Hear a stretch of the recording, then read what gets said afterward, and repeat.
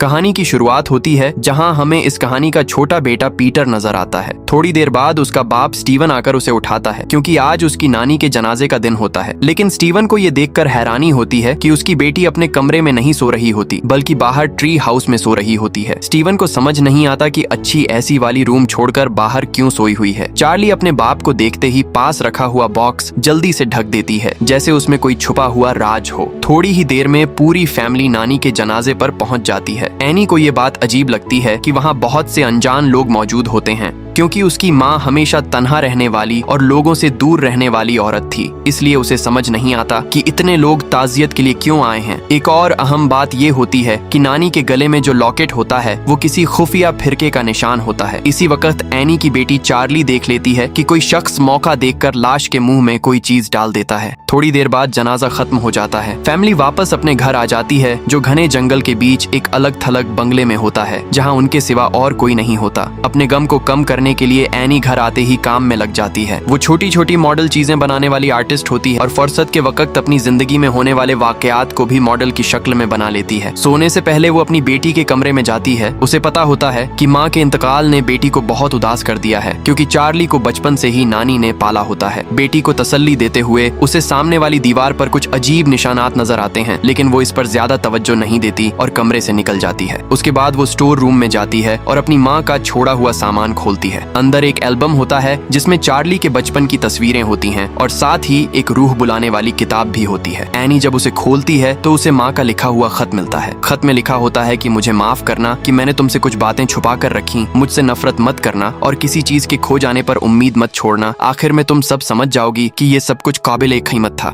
हमारी कुर्बानी उस इनाम के मुकाबले में कुछ भी नहीं। तुम्हारी माँ। एनी को बिल्कुल समझ नहीं आता कि उसकी माँ क्या कहना चाहती थी। ज्यादा सोचे बगैर वो सब कुछ वापस बॉक्स में रख देती है और बाहर निकलने लगती है। जैसे ही वो बत्ती बंद करती है उसे अचानक अपनी माँ का साया नजर आता है। एनी सोचती है शायद उसकी आंखों का धोखा हो। बत्ती जलाती है लेकिन कुछ भी गलत नजर नहीं आता। उसे पता ही नहीं होता कि अजीब और खौफनाक चीजें चुपके से शुरू हो चुकी होती हैं। अगले दिन क्लास के दौरान एक कबूतर सीधा क्लासरूम की शीशे से टकरा जाता है। सब बच्चे हैरान हो जाते हैं लेकिन सिर्फ चार्ली खामोशी से बोर्ड पर रखी हुई कैंची को देखती रहती है। छुट्टी के बाद वो नीचे आती है, जेब से कैंची निकालती है और सीधा कबूतर का सर काटकर उसे जेब में डाल लेती है। जब वो पलट कर देखती है तो सड़क के दूसरी तरफ एक औरत उसे घूर कर देख रही होती है। उसी वक्त एनी अपने कमरे से बाहर निकलती है तो देखती है कि उसकी माँ के कमरे का दरवाजा खुला होता है और बेड के पास जमीन पर एक त्रिकोण जैसा निशान बना होता है। ज्यादा सोचे बगैर वो दरवाजा बंद कर देती है और नीचे जाकर शौहर से पूछती है कि क्या वो माँ के कमरे में गया था। शौहर मना कर देता है। समझ न आने के बावजूद एनी फैसला करती है कि वो कमरा हमेशा के लिए बंद कर दिया जाए। इसी दौरान फोन आता है और बताया जाता है कि एलन की कब्र खोद दी गई है। शौहर बीवी को परेशान न करने के लिए झूठ बोल देता है कि ये सिर्फ कब्रिस्तान के रिकॉर्ड का मसला है। एनी फिर एक मददगार मीटिंग में जाती है। असल में ये गमजदा लोगों का एक ग्रुप होता है जहाँ सब एक दूसरे से बात करके तसल्ली लेते हैं।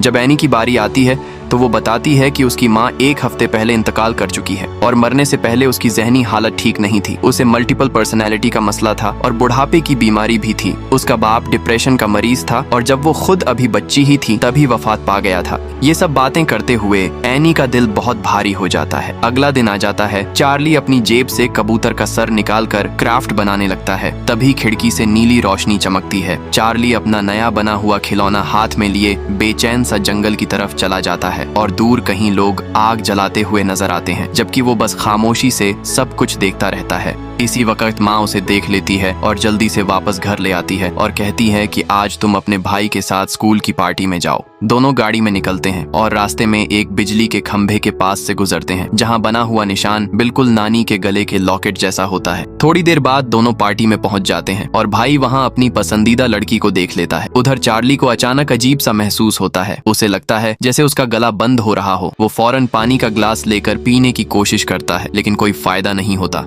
फिर घबराकर ऊपर भाई को ढूंढने चला जाता है और उसे बताता है कि उसे सांस लेने में मुश्किल हो रही है। भाई ये सुनकर घबरा जाता है और समझ जाता है कि बहन को एलर्जी हो गई है। वो फौरन उसे उठाकर पार्टी से बाहर निकलता है और सीधा अस्पताल की तरफ गाड़ी भगा देता है। रास्ते में चार्ली की हालत और बिगड़ जाती है और वो ठीक से सांस भी नहीं ले पाता। बहन को इस हालत में देखकर पीटर एक्सेलरेटर पूरा दबा देता है। इसी दौरान चार्ली खिड़की खोलकर हवा लेने की कोशिश करता है। आगे अचानक रोड बंद होता है।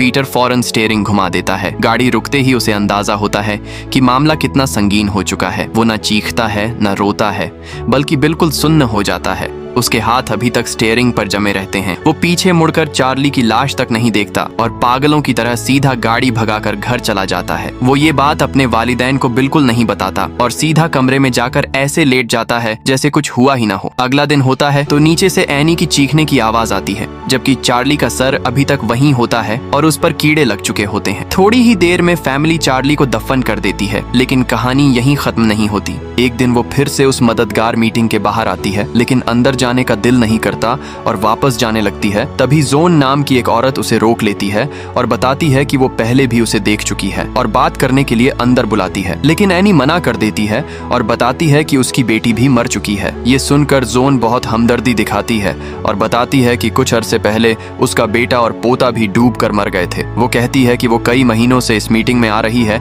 क्योंकि इससे उसे बहुत मदद मिलती है। फिर जोन अपना फोन नंबर देकर कहती है कि जब भी बात करनी हो तो फोन कर लेना। अगले दिन एनी फिर से अपना काम शुरू करती है। चीज उठाते वक्त गलती से रंग की बोतल गिर जाती है। वो फौरन साफ करने लगती है, लेकिन रंग कल वाले फोन नंबर के कागज पर गिर जाता है, जिससे उसे वो औरत याद आ जाती है और वो जोन से मिलने का फैसला कर लेती है। जब वो उसके घर के दरवाजे पर पहुंचती है तो देखती है कि बाहर बिछी हुई चटाई का डिजाइन बिल्कुल उसी निशान जैसा होता है जो उसकी माँ के जिंदा होते हुए देखा गया था। फिर एनी जोन को अपने साथ पिछले दिनों में होने वाली सारी बातें सुना देती हैं। बात करके उसे थोड़ा हल्का महसूस होता है। घर वापस आकर एनी फिर से काम में लग जाती है। जब उसका शौहर कमरे का दरवाजा खोलता है तो सामने का मंजर देखकर हैरान रह जाता है। एनी ने अपनी बेटी की मौत का पूरा सीन मॉडल की शक्ल में बना दिया होता है। शौहर को लगता है कि ये ठीक बात नहीं, अगर बेटा देख लेगा तो फिर से जख्मी हो जाएगा, लेकिन एनी बिल्कुल परवाह नहीं करती और कहती है कि वो सिर्फ अपनी जिंदगी को रिकॉर्ड कर रही है। शौहर खामोशी से पलट कर चला जाता है। रात के खाने पर कोई भी बात नहीं करता।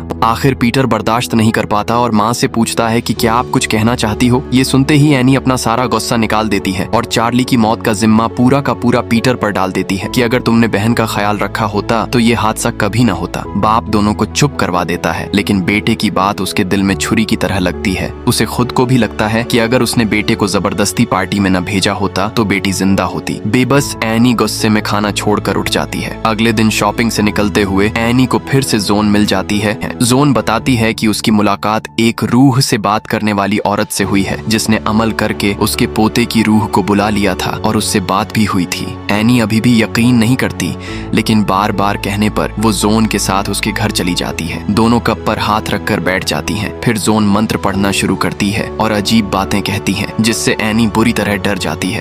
फिर जोन अपने पोते का छोटा सा ब्लैक बोर्ड निकालती है और कहती है कि जो कहना हो उस पर लिखो। जैसे ही बात खत्म होती है, ब्लैक बोर्ड पर खुद ब खुद एक जुमला लिख जाता है, दादी मैं आपसे मोहब्बत करता हूँ। ये मंजर एनी की सोच को पूरी तरह हिला कर रख देता है और वो शदीद हैरानी और खौफ में चली जाती है। फिर वो मौका देखकर एक कागज निकालती है जिसमें रूह बुलाने का पूरा तरीका लिखा होता है और एनी को बताती है कि बस इस कागज पर लिखे कदम फॉलो करो। बेटी की जिंदगी की कोई चीज वसीला बना लो, मोमबत्तियां जलाओ और जोर से मंत्र पढ़ो तो चार्ली की रूह हाजिर हो सकती है। एनी वो कागज पकड़कर घबराहट में फौरन जोन के घर से निकल जाती है। उस रात एनी को बिल्कुल नींद नहीं आती। एनी फौरन अपने शौहर और बेटे को नीचे बुला लेती है और रूह बुलाने का अमल करने का फैसला करती है। वो पहले ही ड्राइंग रूम में टेबल लगाकर मोमबत्तियां जला देती है। चार्ली का ड्राइंग बुक वसीले के तौर पर रख देती है। 7 ग्लास और कागज कलम भी तैयार कर लेती है। स्टीवन जो एक डॉक्टर होता है, इस सब पर यकीन नहीं करता। पीटर को बहन की मौत का गिला होता है और माँ से भी डर लगता है, इसलिए मजबूरन तैयार हो जाता है। तीनों हाथ पकड़कर टेबल के गिर्द बैठ जाते हैं। मंत्र पढ़ते ही एनी अपनी बेटी का नाम पुकारना शुरू कर देती है। फिर चार्ली का ड्राइंग बुक उठाकर कहती है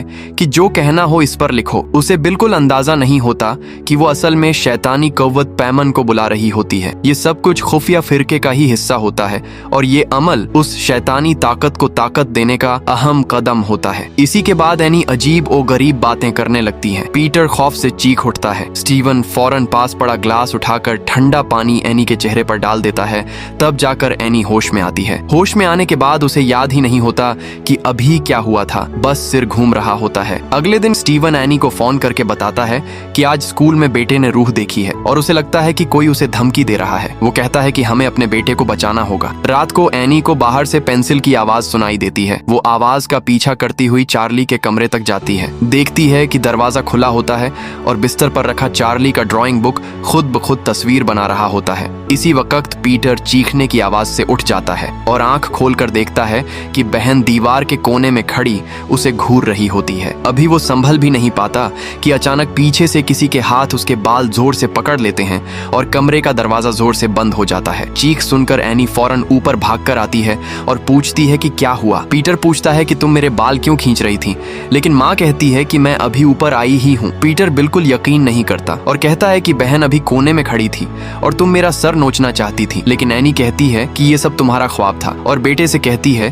कि ये बात पापा को मत बताना। इसी वक्त चार्ली के कमरे का स्केच बुक खुद ब खुद पलटने लगता है। उस पर साफ पीटर की तस्वीर बनी होती है, लेकिन आंखों पर क्रॉस लगा होता है। तब एनी आती है और बुक उठाकर चूल्हे में फेंकना चाहती है। अजीब बात यह होती है कि बुक को आग नहीं लगती, बल्कि उसका अपना बाजू जल उठता है। उस लम्हे एनी को कुछ समझ आ जाता है। वो फौरन बुक बाहर निकाल लेती है और पांव से आग बुझा देती है। हैरत की बात यह होती है कि बाजू पर लगी आग भी खुद ही बुझ जाती है और जिल्द बिल्कुल ठीक होती है। अगले दिन सुबह एनी पागलों की तरह जोन के घर पहुंचकर दरवाजा पीटने लगती है और जोर जोर से उसका नाम पुकारती है, लेकिन अंदर से कोई जवाब नहीं आता, जैसे घर पहले ही खाली हो चुका हो। एनी फिर दरवाजे के बाहर बिछी हुई चटाई को देखती है और उसे कुछ याद आ जाता है। वो फौरन घर की तरफ भागती है, लेकिन उसे अंदाजा नहीं होता कि उसी वक्त जोन पीटर के स्कूल पहुंच चुकी होती है और पीटर पर जोर जोर से अजीब मंत्र पढ़ने लगती है। दूसरी तरफ एनी घर आकर माँ के पुराने सामान को छानना शुरू करती है। तब उसे डब्बे में फिरके से मुतल्लिक किताबें मिलती हैं, जिनमें लिखा होता है कि पैमन एक बहुत ताकतवर शैतानी बादशाह है जो ज्यादातर मर्दों के जिस्म को पसंद करता है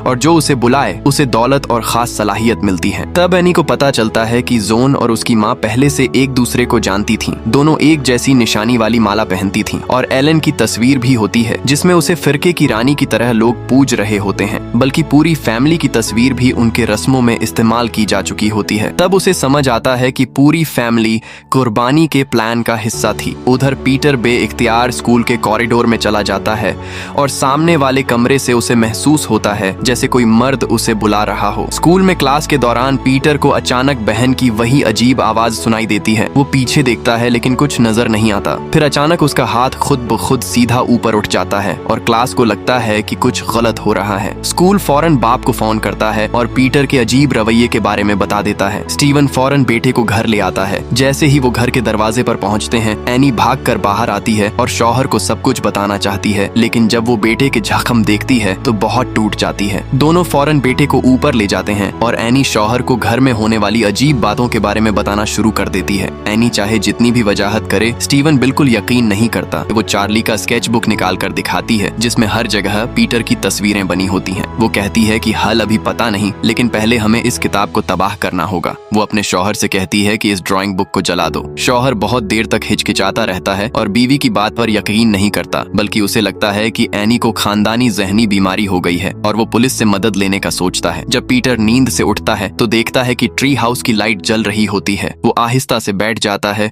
और उसे लगता है जैसे कोई पीठ पीछे उसे देख रहा हो। नीचे जाकर वो देखता है कि जमीन पर जली हुई लाश पड़ी है। पास जाकर पता चलता है कि ये उसके अपने बाप की लाश है। पीटर खौफ से वहीं जमकर रह जाता है और एनी उसके पीछे दीवार पर चिपकी हुई उसे घूर रही होती है। पीटर पलट कर देखता है तो उसे एक नंगा आदमी मुस्कुराता हुआ नजर आता है। पीटर घबराकर अटिक की तरफ भाग जाता है। नीचे एनी अपना सर लकड़ी पर जोर जोर से मारती रहती है। जब आवाज रुक जाती है तो पीटर ऊपर का मंजर देखता है। पूरी जगह पर मोमबत्तियां जली होती हैं। जहां पहले नानी की लाश रखी थी, वहां अब पीटर की तस्वीर लगी होती है और उसकी आंखें भी निकाली हुई होती हैं। पीटर फौरन आंखें बंद कर लेता है और कहता है ये सब झूठ है। वो अपने आप को होश में लाने के लिए खुद को थप्पड़ भी मारता है, लेकिन फिर वो जिंदगी का सबसे खौफनाक मंजर देख लेता है। एनी हवा में लटकी होती है और स्टील वायर से अपनी गर्दन को आहिस्ता आहिस्ता काट रही होती है। उसके चेहरे पर न दर्द होता है न कोई जज्बा, बस फर्ज पूरा करने वाली बेहिस्सी होती है, क्योंकि उसका जिस्म पहले ही पैमोन के कब्जे में होता है। नीली रोशनी पीटर के जिस्म में दाखिल होती है। कुछ ही लम्हों बाद पीटर जमीन से उठकर खड़ा हो जाता है और उस पर भी पैमोन का कब्जा हो चुका होता है। एनी की बेसर लाश धीरे धीरे पास के जंगल की तरफ चली जाती है। रास्ते में वो अजीब सी जबान चलाने की आवाज निकालती हुई ट्री हाउस की तरफ बढ़ती है। ट्री हाउस के बाहर बहुत से कल्ट के लोग खड़े होते हैं। जब पीटर ऊपर पहुंचता है तो अंदर सब लोग घुटनों के बल झुके होते हैं और सामने चार्ली का अलग हुआ सर रखा होता है। नानी और माँ की बेसर लाशें भी